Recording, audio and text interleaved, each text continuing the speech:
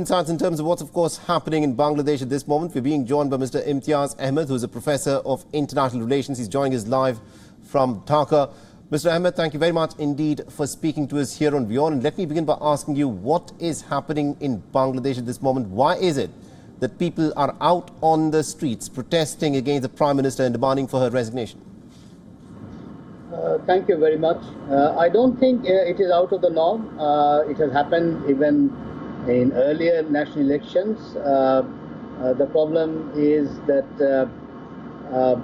the big parties have not come up to a point where they could trust each other. I think there is a serious deficit of trust particularly among the major two political parties, Awami League and BNP, and there are good reasons for that distrust, because there are parties in the opposition who look at 1971 differently, who look at the issue of genocide differently, not to mention also the 15th August tragedy that we had in 1975, that is also looked upon differently by some of the parties in the opposition. And if we can add the 21st August, where our current Prime Minister was targeted, you could easily see that the big political parties have no reasons practically to trust each other.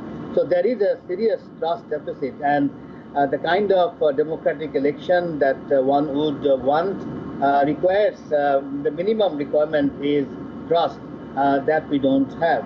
Now, it's more than, I heard you saying, the battling bosoms. I think it's more than that. It's actually two identities have come up. And when two identities, come up in a political context, there is little room for any compromise, because it's like a zero-sum game. So what we are having is a reproduction of something that has happened in our history. I don't think it's out of the norm. We have to see how many people would actually join the opposition. That is something to be seen, because even if you look at our history, it has always been people at the end, they decide literally by coming out to the streets. Now we have to see, and it's not 10,000 or 20,000, because it's a big country with 170 million. So we need to see whether in millions they turn up or not, on the side of the opposition.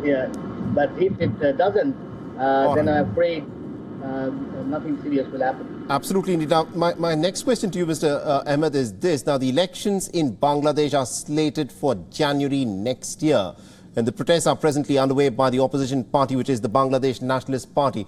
Now, how much of a support has the opposition party got for these protests that it is carrying out?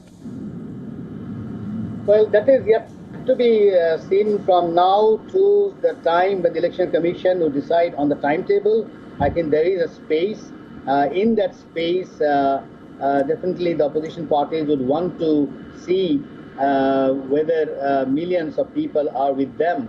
Otherwise, I'm afraid I don't think they would be able to get the demand that they have, particularly changing the constitution and asking for the caretaker government, because the ruling party is quite adamant in having the kind of election that they have decided through the constitution.